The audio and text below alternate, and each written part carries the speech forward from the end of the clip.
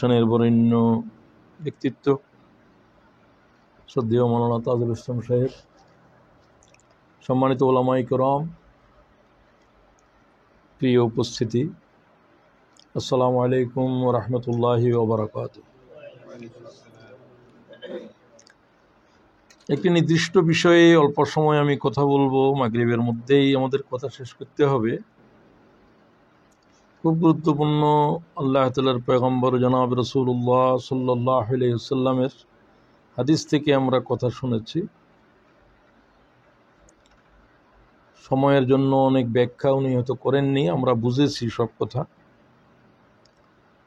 তো আমাকে কথা বলতে বলা হয়েছে কোরবানির শিক্ষার উপরে। কিছুদিন আগে কোরবান শেষ হলো, তো যাই হোক, সে বিষয়ে আমি কিছু কথা বলতে চাই। কোরবানি সম্পর্কে বিস্তৃত আলোচনা আপনারা শুনেছেন, সবাই জানেন। আমি তার কিছু শিক্ষণীয় বিষয় সম্পর্কে আমার জন্য, আপনাদের জন্য কথা বলতে চাই। আল্লাহ তাআলা ইব্রাহিম আলাইহিস সালামকে সমস্ত পয়গম্বরের 1 লাখ, 1.25 লাখ যা নবীরা এসেছেন, নূহ আলাইহিস সালামের পরে 2-1 জন পয়গম্বর ছাড়া সমস্ত পয়গম্বর ইব্রাহিম আলাইহিস সালামের আওলাদ। ইব্রাহিম আলাইহিস সালামকে বলা হয় আবাল আম্বিয়া, নবীদের বাবা। আদম আলাইহিস সালাম হচ্ছে মানুষের পিতা। কথা কি বোঝা যায়? কি বোঝা যায়? আদম আলাইহিস সালাম মানুষের পিতা, আর ইব্রাহিম আলাইহিস সালাম নবীদের পিতা, মুসলিম জাতির পিতা। এটা বহু সম্মানের বিষয়। তো এটা আল্লাহ তাআলা কেন বকশিশ করলেন, আল্লাহ নিজের জবানে আল্লাহ তাআলাই বয়ান করে। এবং মুহাম্মদুর রাসূলুল্লাহ সাল্লাল্লাহু আলাইহি ওয়াসাল্লাম ইব্রাহিম আলাইহিস সালামের একই বংশ। রাসূলুল্লাহ সাল্লাল্লাহু আলাইহি ওয়াসাল্লাম ইসমাইলের ছেলে, ইসমাইল হুজুর পাক সাল্লাল্লাহু আলাইহি ওয়াসাল্লামের দাদা। আনা ওয়ালদ ইসমাইল ক্বাল রাসূলুল্লাহ সাল্লাল্লাহু আলাইহি ওয়াসাল্লাম, আমি ইসমাইলের আওলাদ। আরশের জমিনে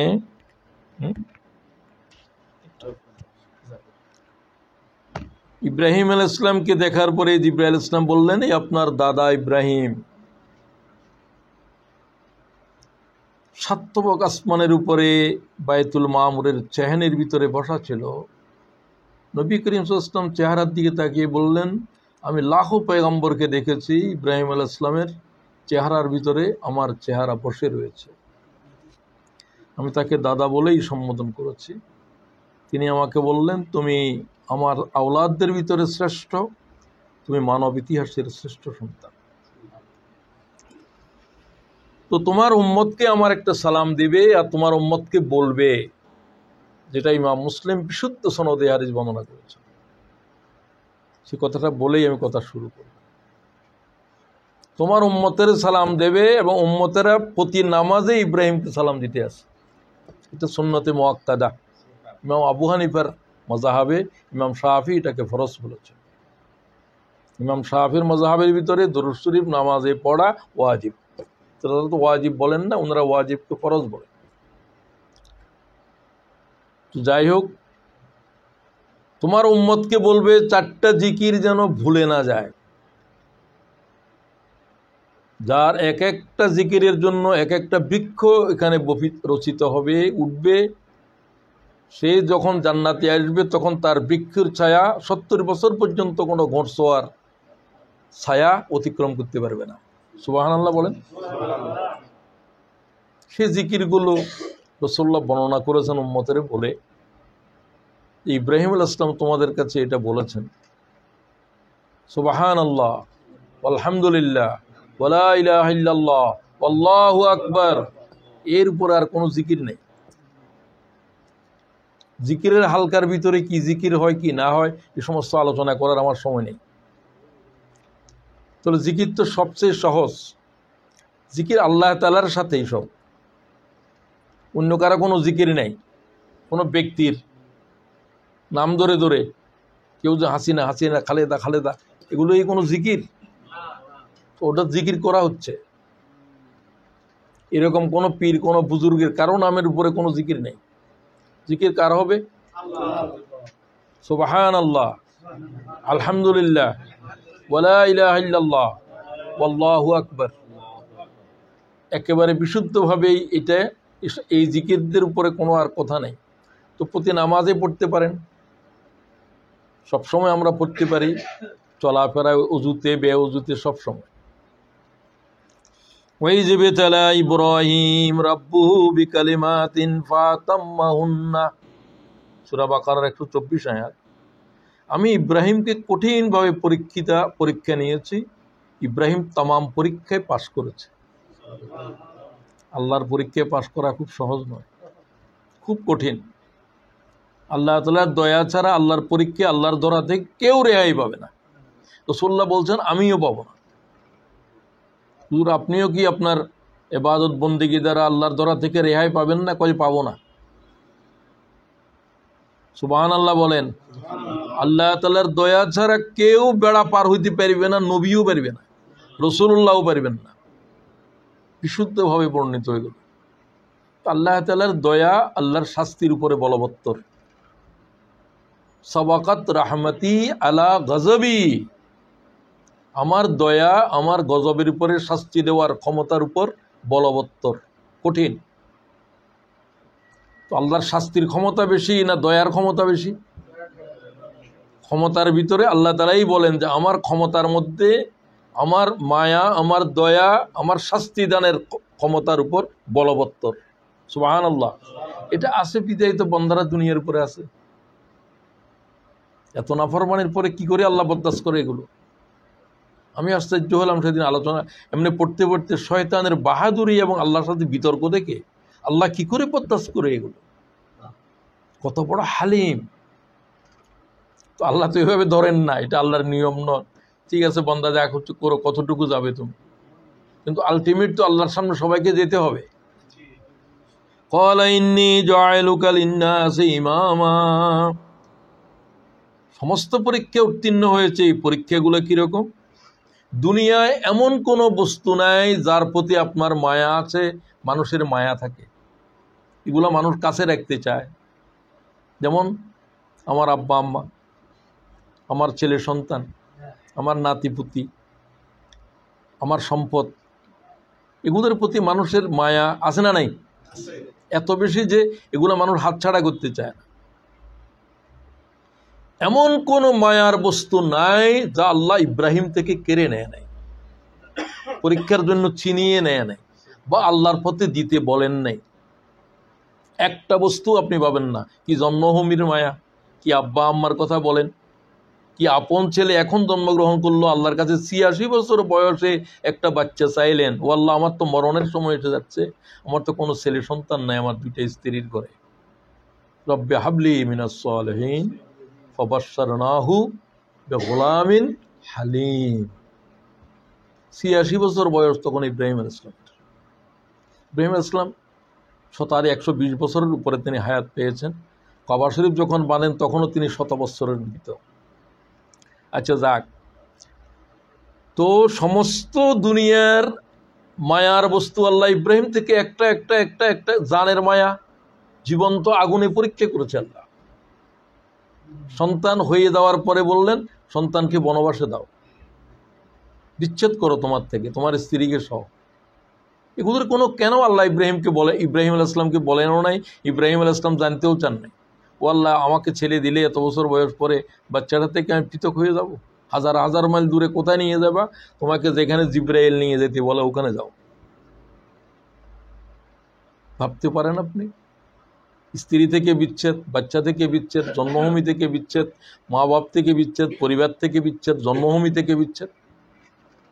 সহায় সম্পদ যা আছে তো বাপের থেকে পানেই নেই। বাপে ইব্রাহিম আলাইহিস সালামকে অনল কুণ্ডে দেওয়ার জন্য নমরুদের সাথী ছিল, তারপরে ইব্রাহিম আলাইহিস সালাম বাপের জন্য কেঁদেছেন বেশি। দুনিয়ার মানুষ যত জিনিসকে ভয় করে, আগুনকে ভয় করে, আগুনে পুড়ে যাবে, অসুস্থতাকে ভয় করে, কত বিপদ আপদকে ভয় করে, মানুষ কত যত জিনিসকে ভয় করে, আল্লাহ তাআলা এই জাতের तमाम বস্তু ইব্রাহিমের সামনে হাজির করেছে। সুবহানাল্লাহ। নবীদের উপর অনেক কষ্ট, এরকম জীবন্ত আগুন দাউ দাউ করে জ্বলছে, যে আগুনের পরে পাখি উড়ে যেতে পারে না, এই জাতের আগুনের ভিতরে সরকা দিয়ে ইব্রাহিম আলাইহিস সালামকে উলঙ্গ করে নিক্ষেপ করা হয়েছে। এর চাইতে বড় কষ্ট মানুষের জীবনের জন্য আর কি আছে? কতল করে ফেলা একটা জিনিস, জীবন্ত আগুনের ভিতরে ইব্রাহিমকে নিক্ষেপ করা হয়েছে, এর চাইতে ভয়াল বস্তু কি হইতে পারে? এই জাতের যত রকমের কঠিন জিনিস আছে, হিজরত, স্ত্রীকে নিয়ে গেল যে কোথায়, দুগ্ধপুষ্য ছেলে, 1000 মাইল দূরে ফিলিস্তিন থেকে, মক্কার ভূমিতে কোনো জনমানব নাই, কিছু নাই, সেখানে রেখে যেতে আসতে বললেন। তো প্রথম পরীক্ষা দেখেন, পরীক্ষাগুলো কি ধরনের। সে পরীক্ষা ইব্রাহিম আলাইহিস সালাম বললেন যে, ও আল্লাহ, আমারে কেন বাচ্চারে এবং তার অসহায় মারে এভাবে রেখে যেতে বলছো এই বনবাসে? কেউ নাই এখানে, কোনো জনমানব নাই, পাখি পর্যন্ত নাই, একটা দানা উৎপন্ন হয় না। চলো, আজকের কোরবানির প্রথম কথা হলো যে আল্লাহর এই পরীক্ষা ইব্রাহিমের উপরে যেটা হয়েছে, এটা ইব্রাহিমকে কি অপমানিত করেছে না সম্মানিত করেছে? কি সম্মান দিলেন? আল্লাহ বললেন, এই পরীক্ষা পাশ হওয়ার পরে ইব্রাহিমকে মিল্লাতের পিতা বানিয়েছেন। ইব্রাহিম কোনো একজন সাধারণ মানুষ নয়। ইন্না ইব্রাহিম কানা উম্মাহ, সুবহানাল্লাহ। ইব্রাহিম এক জাতির নাম, কোরআনের আয়াত। ইব্রাহিম কোনো মানুষ নয়, একজন নয়। মুসলিম মিল্লাত বুঝাবে ইব্রাহিমকে। তাম লাখো পয়গম্বরের ভিতরে প্রায় 1 লাখ পয়গম্বর ইব্রাহিম আলাইহিস সালামের আওলাদ, 70,000-এর উপরে। ইব্রাহিম আলাইহিস সালামের ছেলের ছেলে ছেলে ছেলে ছেলে ছেলে, সমস্ত বনী ইসরাঈলের পয়গম্বর, যারা এখন ইহুদি এবং নাসারা উভয় গোষ্ঠী, এবং মুহাম্মদ রাসূলুল্লাহ সাল্লাল্লাহু আলাইহি ওয়াসাল্লাম নিজে। তাহলে বুঝেন পরীক্ষাটা আল্লাহ তাআলা কিভাবে নিলেন। এরপরে দ্বিতীয় শিক্ষা আপনারা আসেন। তাহলে পরীক্ষা এটা কি শেষ হয়ে গিয়েছে? না, উম্মতের উপরে, আমাদের উপরেও, নবীদের উপরেও আল্লাহ আরো পরীক্ষা এত কঠিন নেয় নাই, তবে সবার উপরে পরীক্ষা আছে না নাই? আমাদেরকে তো বানিয়েছে পরীক্ষার জন্য। কি, কোথায় বলছে আল্লাহ এটা? কেউ বলেন তো। আল্লাযী খালাকাল মাউতা ওয়াল হায়াতা লিয়াবলুয়াকুম আইয়ুকুম আহসানু আমালা। আমি হায়াত এবং মউত সৃষ্টি করেছি, এবং এই দুইয়ের মাঝে তোমাদের দিকে যে হায়াত দিয়েছি, দেখব কারা কারা নেকামল বদামল করো। এটা বলেন নাই, লফজ লক্ষ্য করেন। আহসানু আমালা, ভালো কাজ নয়, আহসান superlative degree, best, good deeds. কে তোমাদের ভিতরে সর্বোত্তম আমল করো, এটাই পরীক্ষা করো। শুধু আমল করলে হবে না। কিরকম আমল? আহসানু, কিরকম আমল? সর্বোত্তম আমল করতে হবে। কারা কারা করো আমার বান্দাদের ভিতরে? আল্লাহ বলছে এইটাই শুধু পরীক্ষা চলবে। তো আল্লাহ যেগুলো বলেন সেটাই করাটাই তো আমল। আল্লাহ যেটা না করেন সেটা না করাটাই আমল। যত আমল আছে, হয় করা, না হলে না করা। উত্তম কোনটা হবে? যেটা আল্লাহ করতে বলেছেন, সালাত আদায় করতে বলেছেন। সর্বোৎকৃষ্ট আমল কি? আইয়ুল আমালে আফজাল ইয়া রাসূলুল্লাহ, হুজুর সর্বোৎকৃষ্ট আমল কি কি? ওই সর্বোৎকৃষ্ট আমলের পরীক্ষা আমাদের। সর্বোৎকৃষ্ট আমল মানে আমলে মধ্যে যেটা আফজল। তো আপনারা একটা আমলের নাম বলেন তো, আল্লাহর কাছে সবচেয়ে প্রিয়। হ্যাঁ, উত্তম চরিত্র। আচ্ছা, এটা একটা ভালো জবাব হয়েছে। আর কারো? তো রাসূলুল্লাহ কি বলেন? আরো হাদিসে বলছেন, আপনারটাও আছে এক জায়গায়। আইয়ুল আমালে আফজাল ইয়া রাসূলুল্লাহ, সর্বোৎকৃষ্ট আমল কি আমাদেরকে বলে দেন। রাওয়াহুল বুখারী। আসসালাতু লিওয়াক্তিহা, হ্যাঁ, ওয়াক্ত মতো নামাজ আদায় করা। এই শব্দটা যোগ করে দিলেন কেন? নামাজ ওয়াক্তের সাথে ফরজ। এখন কি ফজরের নামাজ পড়লে হবে? ওয়াক্ত চলে গেছে। সুম্মা আইয়ু ইয়া রাসূলুল্লাহ, এরপরে আমাদের জন্য সর্বোৎকৃষ্ট আমল কি? প্রথমটা কিন্তু আল্লাহর হক। রাসূলুল্লাহর ইন্তেকালের শেষ লফজ কি ছিল? যে কথা বলার পরে আল্লাহ রাসূলের কোনো আওয়াজ মা আয়েশা বলছে আমি আর শুনি নাই, আসসালাত আসসালাত ওয়া মা মালাকাত আইমানুকুম। বলেন আসসালাত আসসালাত ওয়া মা মালাকাত আইমানুকুম। ও উম্মতেরা, আমার শেষ শব্দ শুনো, সালাত সালাত, নামাজ নামাজ, নামাজকে বলিও না। ওয়া মা মালাকাত আইমানুকুম, তোমরা তোমাদের গোলামদের বিষয়ে আল্লাহরে ভয় করো, অধীনস্থদের বিষয়ে আল্লাহরে ভয় করো। মা আয়েশা বলছেন রাসূলুল্লাহর এরপরে আর কোনো আওয়াজ আল্লাহর পয়গম্বরের থেকে শোনা যায় না। হুজুরের শেষ অবস্থার ভিতরে কার বুকের ভিতরে রাসূলুল্লাহর মাথা ছিল? আয়েশা রাদিয়াল্লাহু তাআলা। ধন্য আয়েশা, ধন্য আয়েশার আব্বা, ধন্য আয়েশার পরিবার। রাসূলুল্লাহর সাথে তাদের সম্পর্ক এরকম। সুম্মা আইয়ু ইয়া রাসূলুল্লাহ, এরপরে আর কি নেক আমল ভালো উত্তম? ক্বালা বিররুল ওয়ালিদাইন, কি করা? মাতা পিতার সাথে সদাচরণ। সদাচরণ কি এটা? মাতা পিতা মুসলমান অমুসলমান কোনো প্রশ্ন নাই, হয় মাতা পিতা মুসলমান হয় নাই, হতেও পারে, নেককার ফরজগারও কম বেশি না, হতেও পারে, কিন্তু মাতা পিতা কি না? সন্তানের জন্য তার মাতা পিতা তার কাছে পয়গম্বরের চাইতেও গুরুত্বপূর্ণ। ভালো করে শুনেন, এটা পয়গম্বরে বলতেছে, বললেন না তো যে নবীর সাথে ভালো আচরণ করো, সুন্নতের উপরে আমল করো, সর্বোৎকৃষ্ট আমল বিররুল ওয়ালিদাইন। কি করো? সবাই বলেন না কেন? তো মাতা পিতা তো কোনো সম্মান নাই। যেই দেশে আছি দুর্ভাগ্য, এই দেশে গোটা ইউরোপ গোটা আমেরিকাতে মানবতার এত অধিকারের কথা বলে, মা বাপের যে কোনো অধিকার আছে এ কথা এদের কোনো সংবিধানেই নেই। এটা কি?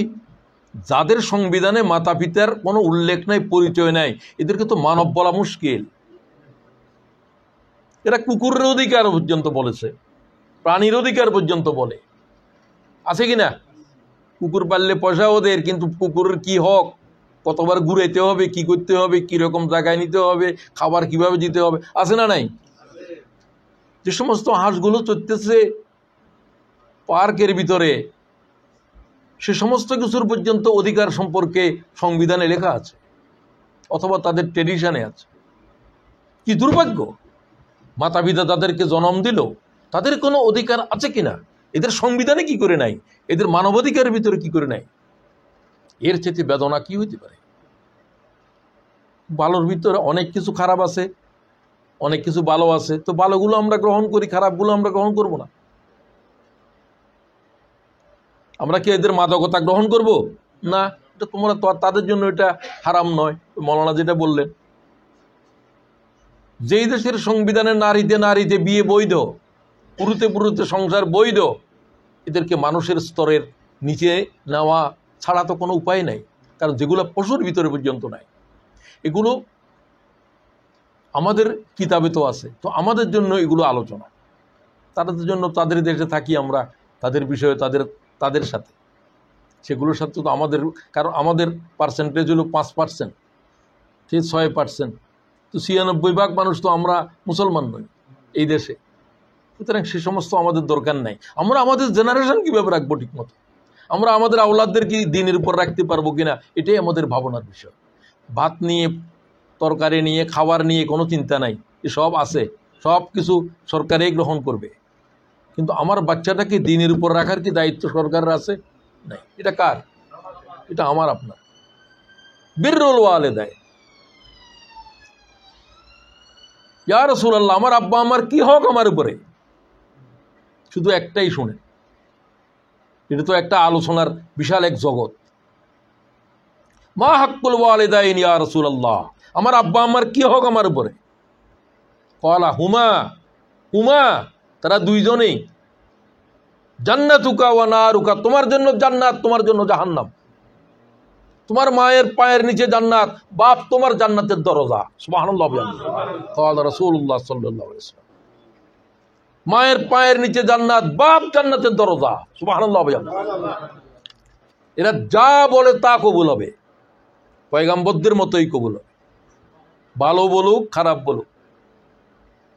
وقضى ربك ألا تعبدوا إلا إياه وبالوالدين إحسانا إما يبلغن عندك الكبر أحدهما أو كلاهما। আল্লাহ আয়াত শেষ করতেছে না, আয়াতের ভিতরে আল্লাহর হক বয়ার সাথে সাথে নবীর হক রসুলের হক কোনো হক নাই, মাতা পিতার হক দিয়ে শুরু করলেন সূরা বনী ইসরাঈল। তারা যখন বয়স্ক হয়ে যায়, ও সন্তানেরা, তোদের হক তাদের উপরে অতিরিক্ত বেড়ে যাবে। ওয়াকাযা রাব্বুকা আল্লা তা'বুদু ইল্লা ইয়্যা, আমি আল্লাহ ছাড়া কারো বন্দেগী করবি না। এরপরে কোনো ফুল স্টপ নাই, কমা নাই। ওয়াবিল ওয়ালিদাইনি ইহসানা ইম্মা ইয়াবলুগান্না ইনদাকাল কিবার আও আহাদুহুমা ফালা ওয়ালা কিলাহুমা ফালা তাকুল লাহুমা উফ ওয়ালা তানহারহুমা ওয়া কুল লাহুমা কাওলান কারীমা। তারা যখন বয়স্ক হয়ে যায়, তোমাদের তাদের প্রতি দায়িত্ব বেড়ে যাবে। তারা এখন আগের মতো কথাবার্তা বলতে পারতেছে না, চলতেও পারতেছে না। এমন কোনো আচরণ করবে না যে আহা শব্দ বলে, আহা আহা ছেলেটা কোথায় গেল, আমাকে দেখতেছে না কেন। বিশেষ করে মেয়েদের ব্যাপারে এত হক নাই, তাদের ব্যাপারে বেশি হক তাদের স্বামীর। আর তারা তো বিয়ে শাদীর পরে চলে যাবে। কি মেয়ের বাপের হক বেশি না স্বামীর হক বেশি? এটা কি বুঝে মানুষে? এটা তো এই দেশেও নাই, আমাদের দেশেও নাই। না আব্বা আম্মার হক বেশি। রাসূলুল্লাহ বলেন, এত হক যে আমি যদি আল্লাহ তাআলা যদি সিজদা বৈধ করতো, তাহলে আমি নারীদেরকে বলতাম স্বামীকে সিজদা করো, যেটা হিন্দু ধর্মে আছে। প্রথম ঘুমের থেকে উঠি ষষ্ঠাঙ্গে প্রণাম করতে হয় স্বামীকে। তা আমরা তো সেটা বলতেছি না, আমরা বলছি তাদেরও অধিকার আছে স্বামীর উপরে, স্বামীরও অধিকার আছে স্ত্রীর উপরে। এটা রাসূলের হাদিসও। তবে আর রিজাল কাওয়ামুনা আলান নিসা, আল্লাহ তাআলা নারীদের উপরে পুরুষদেরকে শ্রেষ্ঠত্ব দিয়েছেন, পরিচালনার অধিকার তাদেরকে দিয়েছেন। তারা নামাজে আসতে পারবে, ইমামতি করতে পারবে না। তারা যুদ্ধে যাবে, সেনাপতি হইতে পারবে না। কথা বোঝা যায়? বিররুল ওয়ালিদাইন, কথা বলাতে পর্যন্ত বলছে আদব রক্ষা করো। ফালা তাকুল লাহুমা উফ ওয়ালা তানহারহুমা, জিংড়াই কথা বলবে না, টনটিং টনে কথা বলতে পারবে না, সফট ল্যাঙ্গুয়েজে কথা বলবে। বারবার কেন ডাকো? বাপের এইভাবে কথা বলে, জিহ্বা কেটে ফেলা হবে কিয়ামতের মাঠে শুধু এই কথার জন্য। তুমি কি জানো, মায় বলে যে আমার জন্য পান নিয়ে আসো। আমাদের সিলেটের ভাই বোনেরা পান বেশি খায়। পান আনো বলতেছে যে পানটা আনি দিল যে দোকান থেকে, ফরজ নামাজ বললে যে সোয়াব, একবারে এই ধরনের সোয়াব। সুবহানাল্লাহ। কি নফল টফল, মায়ের কথা শোনা কি ফরজ। যদি শিরিক করতে বলে এটা ছাড়া, তাদের বিরোধিতা করার কোনো লব্ধ নাই কোরআন এবং হাদিসের ভিতরে। এমনকি যদি অসুস্থ মাতা পিতা ডাকে, নামাজ ভেঙে দেওয়ার নীত পর্যন্ত আছে। নামাজ ভাঙতে পারবে শুধু রাসূলুল্লাহ ডাকলে।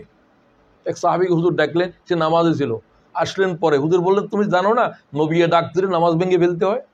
বলে হুজুর এটা তো জানি না। বলে জানি রাখো। সুবহানাল্লাহ। ওয়াবিল ওয়ালিদাইনি ইহসান। সুতরাং আমি আর সামনে যাচ্ছি না, সর্বোৎকৃষ্ট আমল। তো মায়ের জন্য যে ওষুধ কিনলেন, পান আনিয়ে দিলেন, ফরজ নামাজের সোয়াব বলছি আমি আপনাকে। আমাকে এক ভাই হজে, তার মা বুদ্ধ মা গেছে, কয় মহিল ভাই আপনি খালি তোয়াব করেন, আমি আমার আম্মাটাকে নিয়ে যেতে পারি না। আহলে তোর মা তো কাবার তুন দামি, তোর কি তোয়াবের দরকার? তুই ফরজ তোয়াব করবি, তুই আরগুলা করবি না। তুই খালি তোর মারে পাহারা দে, তোর মা কি কয় পারলে করবি, না পারলে নাই। 1 লক্ষ কাবা, তোর কাবার চাইতে তোর মা বড়। সুবহানাল্লাহ। তোর কাছে তো এলেম নাই। আমি যদি আমার মারে আনতে পারতাম, তুই দেখতি, তুই যা দোয়া করতেছ সব কবুল হচ্ছে। আমারটা তো কোনো গ্যারান্টি নেই। তোর দোয়ার সাথে তোর মা আমিন কইতে আছে, ঠিক কিনা বলেন? আমিন কইতে আছে। মুসা আলাইহিস সালাম আল্লাহরে জিজ্ঞাসা করে, আল্লাহ তাআলা প্রত্যেক উম্মতের ভিতরে একজন মানুষ জান্নাতের ভিতরে তার সাথী হবে। আমার পরিবারে আমার সাথে আমার উম্মতের ভিতরে কে আমার সাথী হবে জান্নাতে? আল্লাহ মুসা আলাইহিস সালামের সাথে তো আল্লাহর কথা হয়। তো আল্লাহ কয় এক কষাই তোমার সাথে থাকবে। উমা, মুসা আলাইহিস সালামের কাছে এটা ভালো লাগলো না। কষাই, কষাই তো বুঝেন, বুচার, বুচার। তো আমার কোথায় আল্লাহ আমার বলো এই কোথায় আছে, আমি একটু দেখি তারে। যেটা অমুক জায়গায়। দেখলো যে এক কষাই গরুর গোস্ত বা উঁটের গোস্ত বিক্রি করে। তো গরিব মানুষ গোস্ত টোস্ত নিয়ে যায় বাড়িতে, মা বৃদ্ধ বাপও বৃদ্ধ, নিয়ে নিজের হাতে গোস্তগুলো রান্না বান্না করে, তারপরে স্ত্রীর সাথে সহযোগিতা করে। আগেই প্রথম বাল বাচ্চাদেরকে খাওয়ানোর আগে মা বাপের আগে খাওয়ায়, তারপর বাচ্চাদেরকে দিয়ে নিজেরা খায়। তো তার মায় মুসা আলাইহিস সালাম আবদালের থেকে শুনতেছে, মায় দোয়া করতেছে যে ও আল্লাহ, আর পুতেরে, আমার ছেলেরে আল্লাহ তুমি মুসার সাথে কিয়ামতের দিন রাখো। দোয়া কবুল হয়ে গেছে। আল্লাহ কয় তোর সাথে কষাই দেখবো। কার দোয়া? বুঝছেন এখন মাকে? বাপও এরকম। মাকে বলছি মায়ের আল জান্নাতু তাহতা আকদামিল উম্মাহাত, তোদের মায়ের কদমের নিচে জান্নাত। সুবহানাল্লাহ। কোথায় জান্নাত খোঁজস? কোন ফির সাহেবের পিছে পিছে যাস? সবচেয়ে বড় পীর তো তোর ঘরের ভিতর।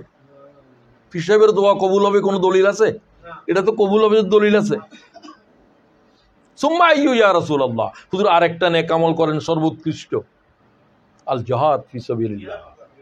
আল জিহাদ ফি সাবিলিল্লাহ, আল্লাহর রাস্তার উপর কি করো? আমার জিহাদ শব্দ আসলে মারামারি, ফিডাফিডি, দুনাদুনি, এগুলা কোথায় পেয়েছো তো? এটা ওটা, এটা জিহাদের কোন অর্থ কোথায় আছে? এটা কোন ডিকশনারিতে আছে? জিহাদ মানে তো চেষ্টা করা, আল্লাহর দ্বীনের জন্য চেষ্টা করা। দাওয়াত দিচ্ছ, এটা উনি যে বসে আছে এটাও জিহাদ। আমি যে কথা বলতেছি এটাও কি? আপনি যে বসে আছেন এটাও কি? আঁটি আঁটছেন যে এটা কি? তো একটা উনি যে এটার জন্য প্রোগ্রামের জন্য যে একটা পোস্টার করে ছাপাই দিয়েছে, এটাও একটা জিহাদ। জিহাদ যে কোনো প্রচেষ্টাকে বলে। মারামারি দুনাদুনি একটা পর্যায়ে দরকার হয়, যেটা আজকে গাজার মুসলমানরা করতেছে। তাদের কোনো দাওয়াত দিয়ে হবে না, তাদেরকে এখন অস্ত্রের মোকাবেলায়, লড়াইয়ের মোকাবেলায় লড়াই করতে হবে। ওটা হলো কেতাল। ওটা কি? আল্লাহ তাআলার দিন কি করে দুনিয়াতে আসবে, এই জন্য একটা কথা বলা জিহাদ। তুমি এই জিহাদের ভিতরে থাকো। আল্লাহর দিন সবচাইতে আল্লাহর কাছে গুরুত্বপূর্ণ। তো সুতরাং এই তিনটা আমলকে বলা হচ্ছে সর্বোৎকৃষ্ট আমল। এটাও বলে দিলাম এই জন্য যে আজকে যেহেতু কোরবানির শিক্ষা আলোচনা হচ্ছে, এর ভিতরে একটা শিক্ষা এটাও আছে যে আমাদেরকেও আল্লাহ তাআলা পরীক্ষা করবেন। তো সেই শিক্ষাটাও আমি বলে দিলাম, আমাদেরকে আল্লাহ পরীক্ষা করবেন। সর্বোৎকৃষ্ট আমল যার আছে, কার কার আছে, আমি তাদেরকে পুরস্কৃত করব। অন্তত এই তিনটা আমল তো বললাম, আরো বহুত নেক আমল আছে এই হাদিসের ভিতরে। এই তিনটা আরো আছে, আরো আছে, আরো আছে। উনি যেতে বললেন বড়কে শ্রদ্ধা করা, কোরআন শরীফের এলেম অর্জন করা, এগুলা কি ছোট আমল না বড় আমল? বড়। তো আসেন আগের মতোই রাখেন। জি, ইব্রাহিম আলাইহিস সালামকে আল্লাহ তাআলা ওই যে বললাম যে পরীক্ষার মধ্যে এক পর্যায়ে বললেন যে তোমার স্ত্রী দুগ্ধপোষ্য শিশুকে নিয়ে যাও। ইব্রাহিম আলাইহিস সালাম নিজে উঠছেন উটের উপরে, এবং জিব্রাইল সে উট বহন করে নিয়ে আসতেছে তাদেরকে। এমন এক জায়গাতে আনলেন যেখানে কোনো জনমানব নাই, একটা দানা উৎপন্ন হয় না। পাহাড়ের থলি, কাবা যেখানে এখন আছে, আগে আরো পাথরের পাহাড় ছিল, এখন কেটে ফেলছে অনেক। ইব্রাহিম আলাইহিস সালাম কিছু খেজুর আর কিছু এক মশক পানি দেখিয়ে বললেন যে তুমি এখানে থাকো। কোথায় থাকবো? এখানে কোনো জনমানবও তো নাই, একটা পাখির আওয়াজ পর্যন্ত নাই। ইব্রাহিম আলাইহিস সালামের কোনো জবাব নাই। বলছে তোমাকে কি আল্লাহ বলছে? আমাকে হাজেরা বললেন আল্লাহ বলছে আমার বাচ্চাটাকে আমাকে রেখে যেতে? কয়ে হ্যাঁ। এই কথাটা ইব্রাহিম আলাইহিস সালাম বললেন। কয়ে হ্যাঁ আল্লাহ বলছেন। কারণ হাজেরার নবী তো তিনি তো শুধু স্বামী নন, তিনি ইব্রাহিম লা ইলাহা ইল্লাল্লাহ, মুসা কালিমুল্লাহ যেমন কলেমা, ইব্রাহিম খলিলুল্লাহর যুগ চলতেছে এটা। আল্লাহ যদি বলে তাহলে কোনো আপত্তি নেই। হাজেরা বললেন আল্লাহ আমাদের জন্য যথেষ্ট। সুবহানাল্লাহ। তো আসতে বললেন কেন? এই কথাটা কি আপনার আমার জিহ্বা থেকে বাইরে হওয়া কি সহজ হবে? এইরকম জনমানবহীন একটা প্রান্তরে একটা দুগ্ধপোষ্য সন্তানকে সাথে একটা মেয়েকে রেখে দিয়ে ইব্রাহিম আলাইহিস সালাম বললেন, আর উনি বললেন যে আল্লাহ যদি আল্লাহর হুকুমে যদি আমাকে রেখে যাও আমি সন্তুষ্ট। আল্লাহ আমার জন্য হাসবুনাল্লাহু ওয়া নি'মাল ওয়াকিল। এই কথাটা ইব্রাহিম আলাইহিস সালাম আগুনে ফেলতেও বলছিলেন, হাজেরা এখন বললেন।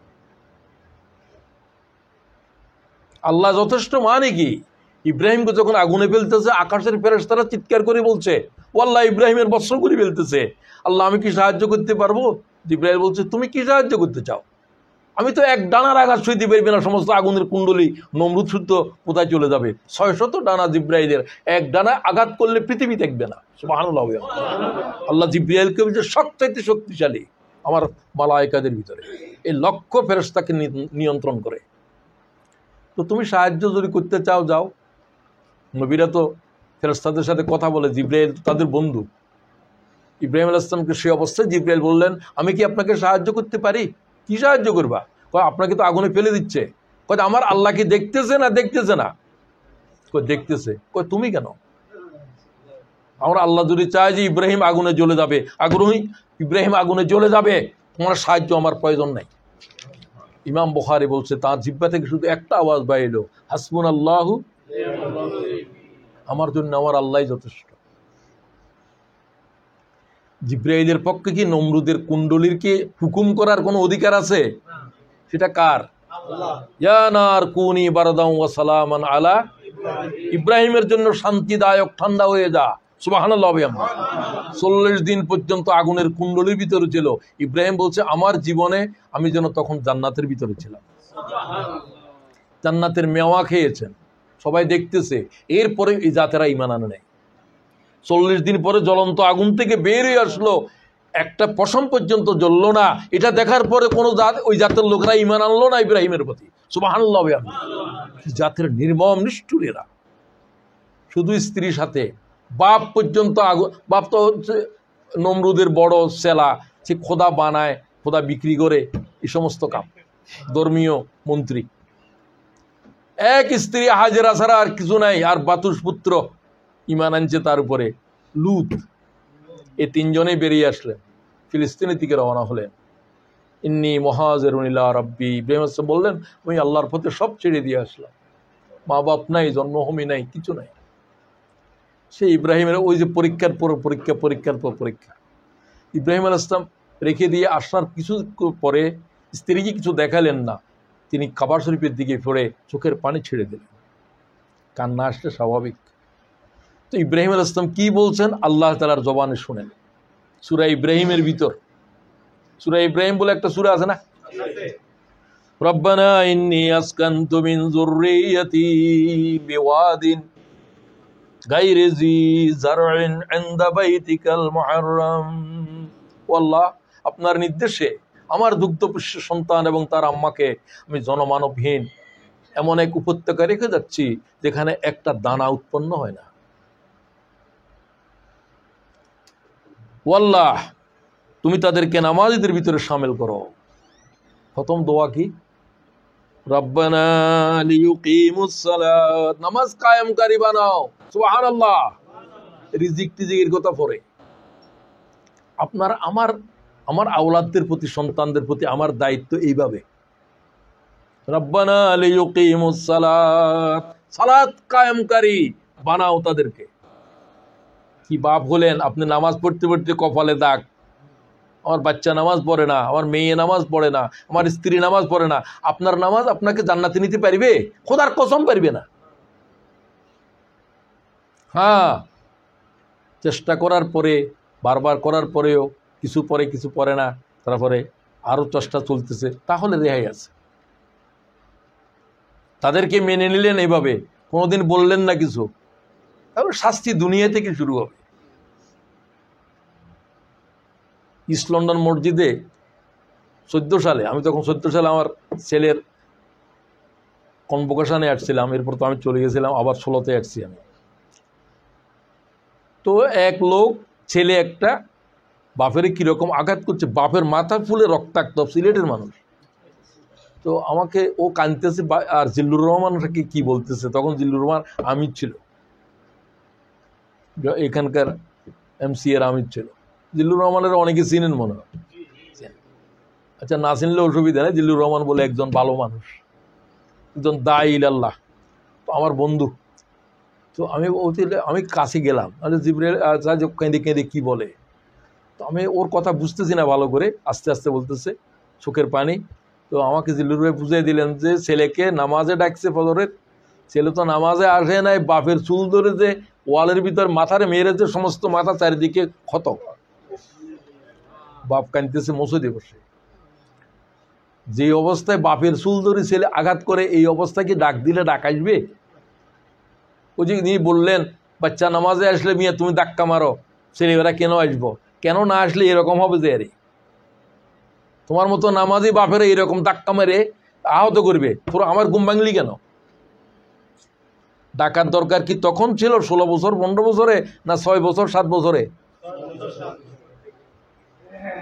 এটা শুধুমাত্র ছেলের অপরাধ বললে চলবে না, এই ছেলে আমার বিরুদ্ধে দাঁড়াবে কিয়ামতের মাঠে। এটা কোরআনের আয়াত কিনা? রব্বানা আতানা সাদাতানা ওয়া কুবারানা ফাযাল্লুনা সাবিলা। ওয়াল্লাহ আমার জাহান্নামে দিচ্ছ, আমার আব্বা আম্মা কই, আমার মুরব্বীরা কই? হ্যাঁ, তোদের মুরব্বীরকেও ডাকতেছি আমি, কোরআনের আয়াত পড়াচ্ছি, কোরআনের আয়াত, বড় আলেম বসা আছে এখানে। রব্বানা আতানা সাদাতানা ওয়া কুবারানা ফাযাল্লুনা সাবিলা। তারা তো আমাদেরকে গোমরাহ করেছে, কলেজে যায় নাই, ইউনিভার্সিটিতে যায় নাই, আমাকে মেরেছে, কিন্তু আমি তো নামাজ পড়ি নাই, আমাকে তো কোনোদিন বকা দেয় নাই। আল্লাহ এই গুমরাহির জন্য আমাদের আব্বা আম্মা দায়ী, তাদেরকেও জাহান্নামে দাও, আমাদের চাইতে দ্বিগুণ আযাব দাও। আল্লাহ তোদেরকেও দ্বিগুণ, তাদেরকেও দ্বিগুণ। খুব ভালো করে শোনেন, আর যদি আওলাদটা নেককার হইতো তাহলে আমার জন্য বড় অ্যাসেট হইতো, বড় অ্যাসেট হইতো। কবর আযাব হচ্ছে, ও আল্লাহ আমার আযাব কেন কমে যাচ্ছে? ওই তোর সন্তানের চোখের পানি আযাবের কমাই দিচ্ছে। সুবহানাল্লাহ। প্রত্যেকদিন খালি তুই কাঁদতে আছে তোর জন্য, রব্বিরহামহুমা কামা রব্বায়ানি সগীরা। আল্লাহকে তোরে কেমনে আযাব দিতাম? তোর ছেলে তো ভালো, ছেলের কান্নায় তো তোর আযাব কমে যাচ্ছে। ও আল্লাহ আমাদের সন্তানদেরকে নামাজীদের ভিতরে শামিল করো। লিয়ুকিমাস সালাত ফাজআল আফইদাতাম মিনান নাস। ও আল্লাহ জনমানবিক প্রান্তরে রেখে যাচ্ছি, এখানে কোনো মানুষ নাই, এখানে কোনো পাখি নাই, এখানে কোনো পশু নাই, এখানে কোনো কিছুই নাই, এরকম একটা জায়গার ভিতরে রেখে যাচ্ছি, আর আমি চলে যাচ্ছি হাজার হাজার মাইল দূরে। ও আল্লাহ তুমি পৃথিবীর মানব জাতির কিছু অংশের দৃষ্টি ফিরাই দাও তাদের দিকে। ফাজআল আফইদাতাম মিনান নাস তাহওয়ি ইলাইহিম ওয়ারযুকহুম মিনাস সামারাত। আল্লাহ আমার আওলাদদেরকে, আহাদদেরকে তারা কে দেখবে, কাদেরকে কখন আমি আসবো? তোমার হুকুম ছাড়া তো আসতেই পারবো না। নবীরা আসতেও পারে না, যাইতেও পারে না। নবীরা হিজরত করতে হলে কার হুকুম লাগে? রাসূলুল্লাহ বললেন তোমরা সবাই হিজরত করো, আমার হিজরতের হুকুম হয় নাই। সবাই হিজরত করে চলে যাচ্ছে মদিনায়, রাসূলুল্লাহ যেতে পারছে না। কারণ যাইতে হলে কি লাগবে? শুধু এক পয়গম্বর আল্লাহর হুকুম ছাড়া যাইতে চাইছিল, কে? ইউনূস আলাইহিস সালাম। আল্লাহ কি যেতে পারছে না ধরেছে? মাছওয়ালা মনে করছিল চলে যেতে পারবি, আল্লাহ কোরআনে কয়। মাছওয়ালা কেন বললো? মাছের পেটের ভিতরে কে ছিল? وظنون إذ ذهب مغاضبا فظن أن لن نقدر عليه فنادى في الظلمات أن لا إله إلا أنت سبحانك إني كنت من الظالمين। আমি মাছওয়ালাকে গ্রেফতার করলাম অন্ধকারের ভিতরে। মাছের পেটের ভিতরে কি আলো আছে? এটা কোনো আল্লাহ তাআলা কোনো এখানে মায়া করে নেয় নাই। শাস্তি চলতেছে ইব্রাহিম ইউনূসের উপরে। শাস্তি কিরকম কঠোর, জ্বলন্ত আগুন যেরকম, আগুনের কুণ্ডলীর ভিতর ইউনূস আলাইহিস সালাম যখন 40 দিন পরে মাটির পেটের থেকে বের হলেন, ইব্রাহিম হাড্ডি থেকে গোশত আলাদা হয়ে গেছে, কিন্তু প্রাণ আছে। তিনি দেখলেন যে কত বড় মাছের পেটের ভিতরে, তিনি পা নাড়ি দেখলেন যে তিনি জীবিত।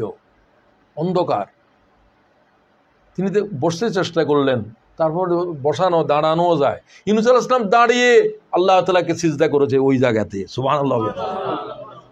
দেখলেন সাগরের তলদেশের মাছগুলো, প্রাণীগুলো একটা জিকির করে। এটাই আল্লাহ ইব্রাহিম আলাইহিস সালাম ইউনূসের আল্লাহ শুনাই দিচ্ছে, লা ইলাহা ইল্লা আনতা সুবহানাক, এতটুকু, লা ইলাহা ইল্লা আনতা সুবহানাক, তুমি পবিত্র, তুমি ছাড়া কোনো ইলাহা নাই। এই জিকির করতে আছে সাগরের তলদেশের সমস্ত পাথর প্রাণীরা। ইউনূস আলাইহিস সালাম যোগ করছে বাকিটা, এটা হলো তওবা। ইন্নী কুনতু মিনাজ জালিমিন, এটা কোনো ওখানকার প্রাণীরা বলে নাই, তারা জুলুমও করে না, তারা জালেমও না কেউ। এটা ইউনূস। গুনাহ হচ্ছে জুলুম, গুনাহ কি? আর গুনাহকারীরাই হচ্ছে জুলুমকারী। ইন্না শিরকা লা যুলমুন আযীম, ওয়াল্লাহ আমি জুলুম করেছি আমার উপরে। তুমি তো বলছিলে যে সূর্য অস্ত পর্যন্ত দেখো, যদি ঈমান না আনে তারপরে এদের শাস্তি হবে। তুমি সূর্য অস্ত যাওয়ার আগে কেন গেলা? কারে বলে গেলা? নবী কি যেতে পারে? নবী দাওয়াতের জমিন ছাড়তে হলে কারে বলতে হবে?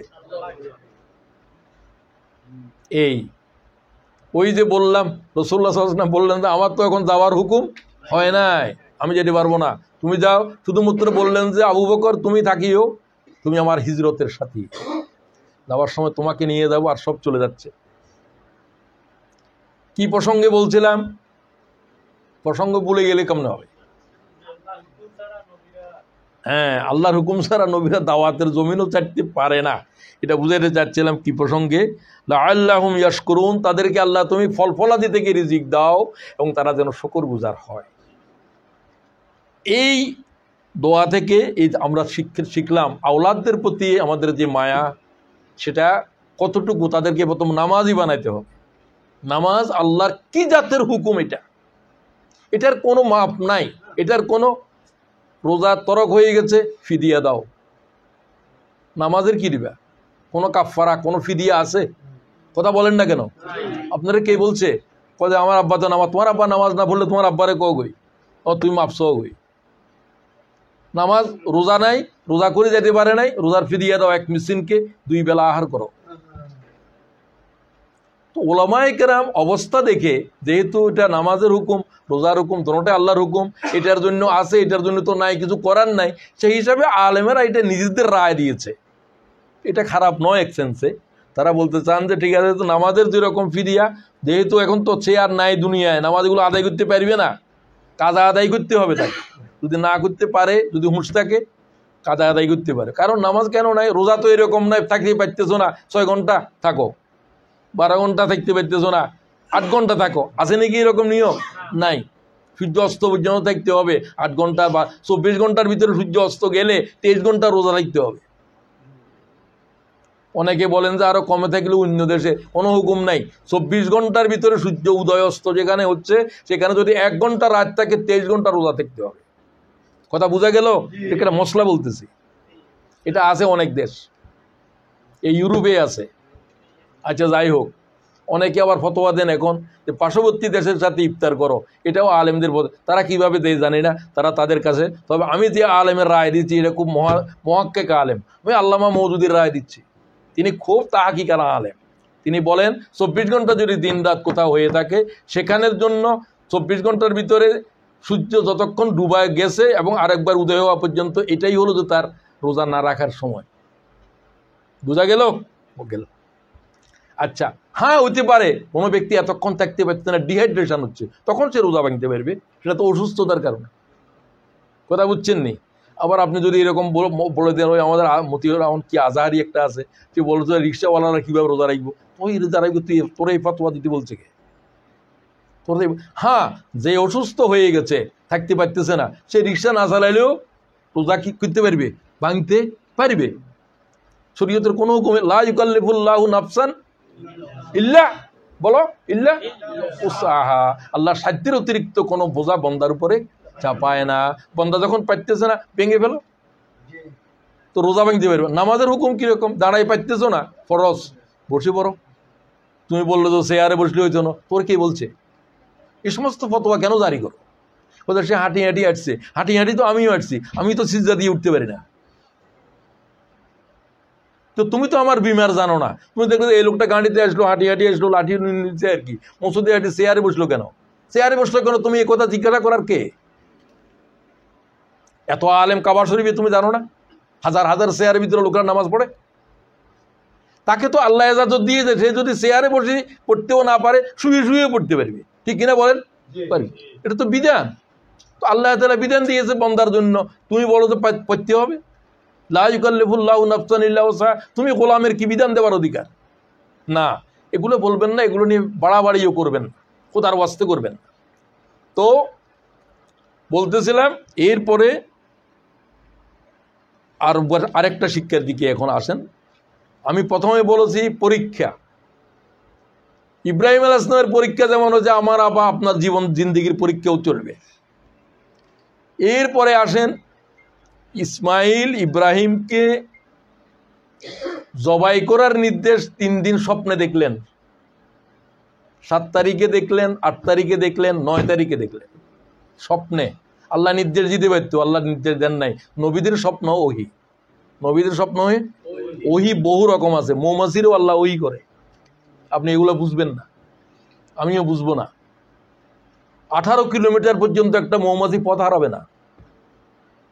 1 ফোঁটা মধুর জন্য 2500 ফুলে বিচরণ করবে, সে তার গন্তব্যে চলে আসবে। আমি এখান থেকে আমার বাসা যেতে পারবো না, পথ ভুলে যাব। আমি আশরাফুল মুখলুকাত, কিন্তু ওইটা ভুলবে না। এটা তারা কে ওই করছে, তার বাসা এরকম, এখানে আসবে। আসার এই কিভাবে মৌচাক বানায়, কোনো ইঞ্জিনিয়ার বানাতে পারবে? কোনো ময়লা কোনো কিছু কি মধুর সাথে লাগতে পারে? মধুরে কিভাবে সংরক্ষণ করে, কিভাবে প্যাকেট করে, দেখছেন নাকি এগুলো? মধু কি জাতের জিনিস? আচ্ছা, এই প্রাণী। তো কি বলছিলাম আমি, আল্লাহ তাআলা ওহী করে। তো আল্লাহ তাআলা ওহী করলেন, ওহী স্বপ্নের ভিতরে করতেছে নবীদেরকে, তোমার প্রিয় বস্তু জবাই করে দাও। উট জবাই করে দিলেন, 100টা উট জবাই করছে ইব্রাহিম আলাইহিস সালাম। আল্লাহ আবার স্বপ্নে দেখে, তাহলে প্রিয় বস্তু 100টা উটের চাইতেও বেশি। হয় ইব্রাহিম আলাইহিস সালাম বুঝলেন, নবী তো, যে আমার সবচেয়ে প্রিয় হলো যেটা আল্লাহ থেকে চেয়ে নিলাম, বৃদ্ধ বয়সে কি তারা জবাই করতে আল্লাহ বলছে। এটা কনফার্ম হলেন, জিবরাইলের সাথে চলে আসলেন। তিনি 9 তারিখে আসলেন, কেউ বলছে 10 তারিখে আসছেন। আসি ছেলেকে বললেন যে আমি এরকম স্বপ্নে দেখছি, তোমাকে আল্লাহর পথে জবাই করছি, তুমি কি বলো? ইয়া বুনাইয়া ইন্নী আরা ফিল মানাম আন্নী আযবাহুকা ফানজুর মাযা তারা। তোমার কি রায়? ছেলে তখন 7 কি 8 বছরের বয়স। কোন কোন আওয়াজে 13 বছর বলছে না। ফালাম্মা বালাগা মাহু সাইয়া, বাপের সাথে হাঁটার বয়স, এটা তো 16 বছর নয়, এটা 7-8 বছর। এটাই বেশি মতবর রায়। ছেলেটার জবাব কিরকম?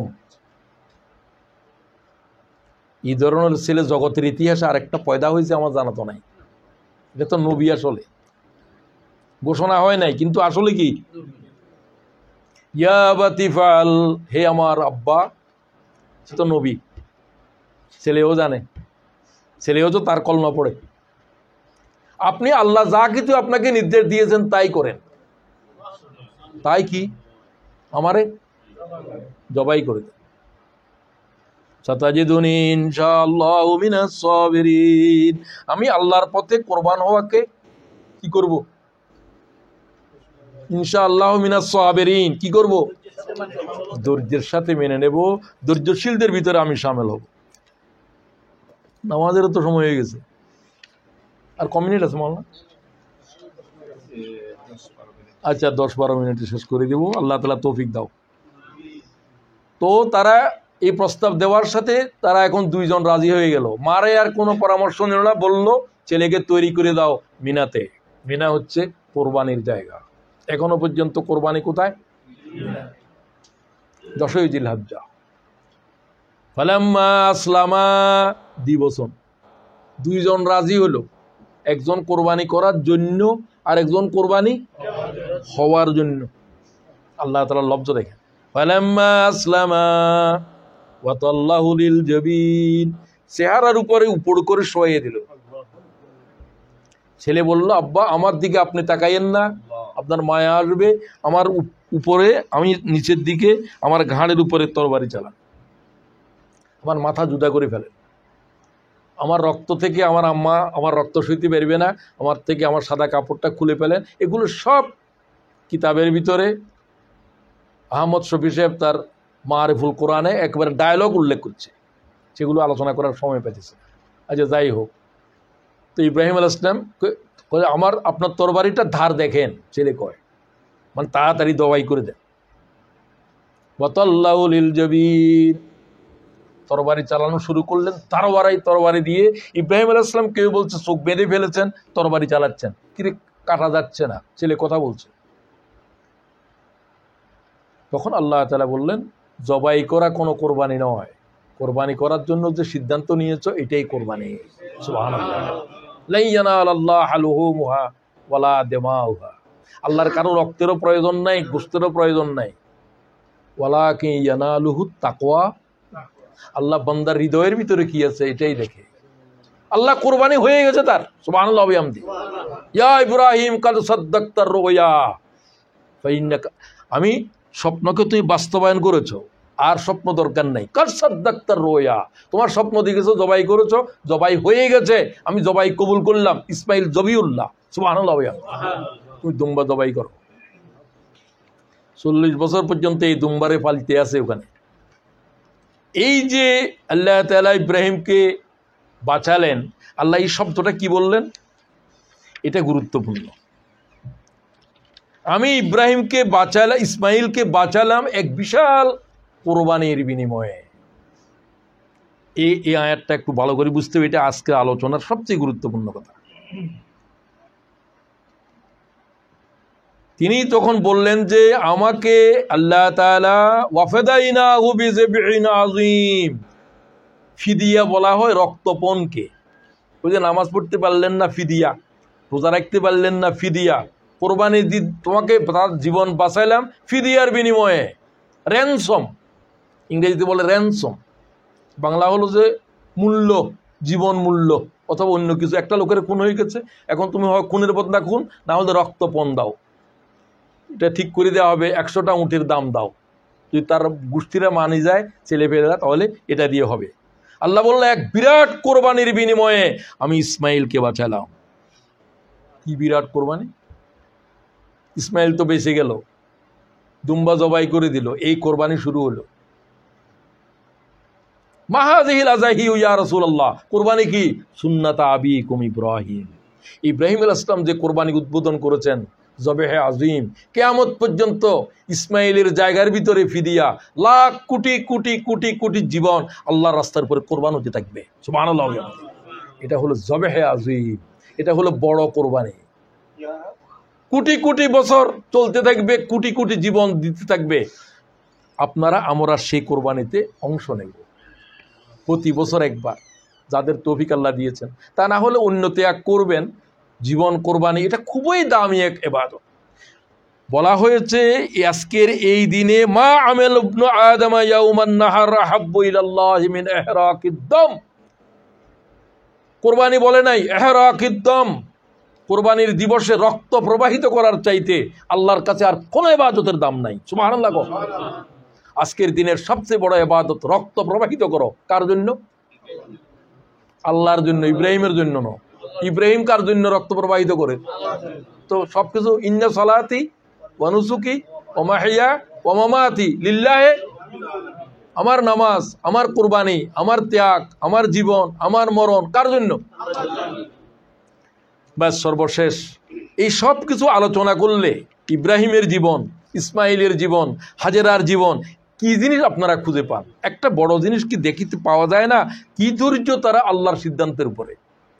সন্তান জবাই করার সিদ্ধান্ত যখন দেয়, মানব ইতিহাসে এই ঘটনা ঘটে নাই, ইব্রাহিমের পা নড়ে না। সুবহানাল্লাহ বিহামদি। 96 বছর বয়সে 7 বছরের বাচ্চা জবাই করে দিচ্ছে এই বৃদ্ধ। কি সাহস, কি সবর, কি ধৈর্য! ছেলের কি ধৈর্য, হাজেরার কি ধৈর্য! 7 থেকে 8 বছর পর্যন্ত জনমানবহীন প্রান্তরে কোনো অভিযোগ ছাড়া, কিছু ছাড়া আল্লাহ তাআলা কি করে তারে পারলেন, আল্লাহর উপরে কি ধৈর্য তার! সুতরাং সবর হচ্ছে আল্লাহ তাআলার দ্বীনের পথে গুরুত্বপূর্ণ একটা গুণ। আল্লাহ আমাদেরকে এই গুণ বকশিশ করো। ইন্নাল্লাহা মা'আস সাবিরিন, আল্লাহ ধৈর্যশীলদের সাথে থাকেন। আল্লাহ আমাকে, আমাদের ভাইদেরকে, সবাইকে কোরবানির এই যে ত্যাগ, এই যে কোরবানি, বিশেষ করে ত্যাগ দেওয়ার জন্য যে সবর দরকার, আল্লাহর সিদ্ধান্তের উপরে থাকার জন্য যে ধৈর্য দরকার, আল্লাহ তাআলা উম্মতে মুসলিমারে বকশিশ করো।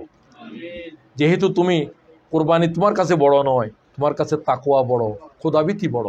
আল্লাহ আমাদেরকে যা কিছু আমল তোমাকে সন্তুষ্ট করার জন্য আল্লাহ আমাদেরকে তৌফিক আতা ফরমান। আসসালামু আলাইকুম ওয়া রাহমাতুল্লাহি ওয়া বারাকাতুহু।